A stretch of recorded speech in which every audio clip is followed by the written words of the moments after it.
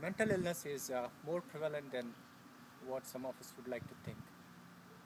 Physically, when a person is ill, it's easy for people around them to be concerned and take them to a doctor or provide them medical facilities. But mental illness is very tough to gauge, and there are a number of families that are dealing with this condition.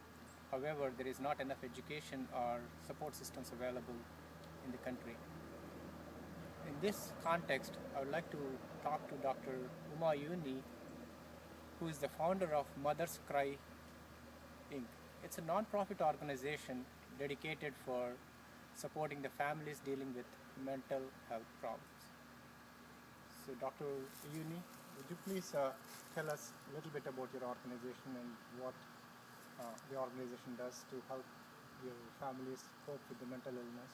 Sure, Sarath. You hit it on the nail when you said mental illness and mental health challenges are more prevalent than people are aware of. Exactly, that is the reason we started this organization, to inculcate awareness, by which people will realize that the families also are suffering besides the person who is challenged with the mental illness. However, Mother's Cry is an organization we thought of starting because of my personal experience.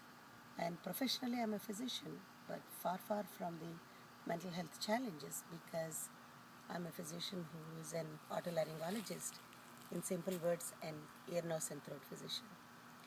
However, when we were challenged about 14 years ago with one of our children, my firstborn young man went to college with 3 scholarships. He's very brilliant.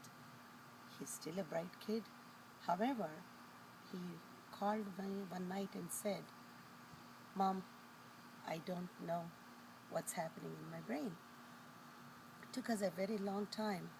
From that time onwards, it was an ongoing struggle. And also, with both of us, I and my husband Ramanujam, being in the surgical field, it was kind of something, flabbergasting type of an experience. And I'll be very honest, it took me about 6 to 7 years, 7 long years, to accept that something is amiss here. However, it also took that a long time for the diagnosis to be done, as well as the proper treatment to be given. It is not the lack of expertise by the professionals, but it is the lack of understanding. It is so very disturbing to know that in spite of being in the medical field, we did not really know what was going on. For this reason, I can say now, after 14 long years, that mental illness and mental health challenges right now, as of 2012, in the United States, is as prevalent as 1 in 4. 1 in 4 is a staggering number. And how many of us and how many families are aware of this? That is question number one. The question number two, for many of us who have migrated to the United States several years ago, we do lack a family support. We do not have a large family. We made here our home, and our friends are our family. There is support provided we let them know what is going on, and we can let them know provided we know what is going on.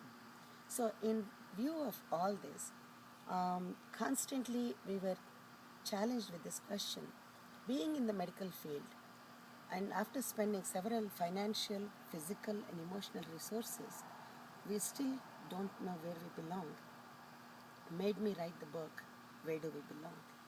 And at that juncture, both my husband and I and a few of our friends thought, what is going to happen to several of the individuals who migrated here who do not know the nuances of mental health?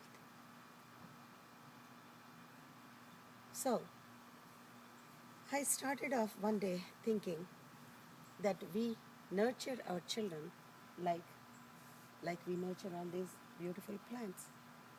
But life is so unpredictable. Look, Mom, I can fly, said my son at age 5.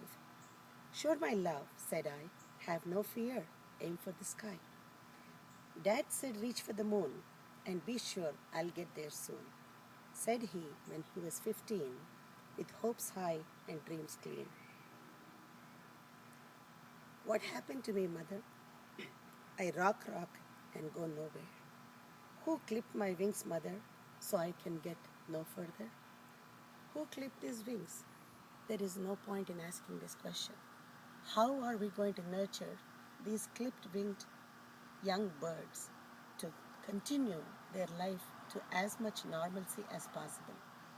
And with this challenge, people do not realize that the whole family, the siblings, the parents, the aspirations, everything suffers an anguish.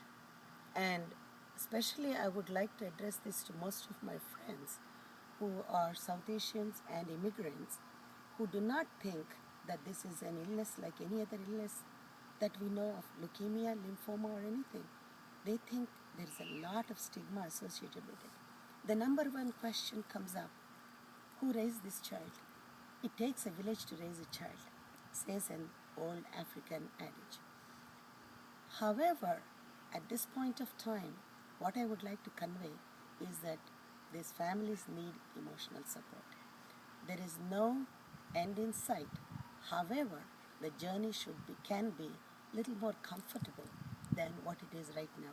For this, we require a lot of financial resources, a lot of emotional resources.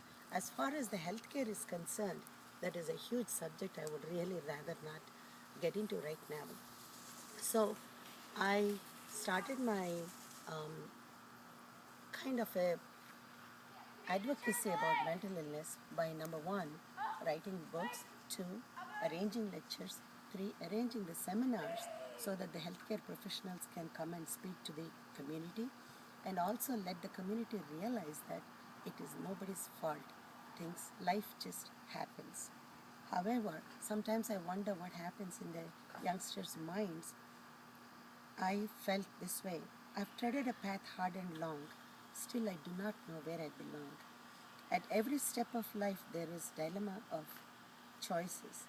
I made the ones dictated by my inner voices. I get stamped I'm unstable. For this, am I really responsible? I was the apple of my parents' eyes for yesteryears. I am now the source of eternal stream of tears. God, show me the way, I won't ask, for no human seems capable of this task. I am on a road that is hard and long. Still, I do not know where I belong.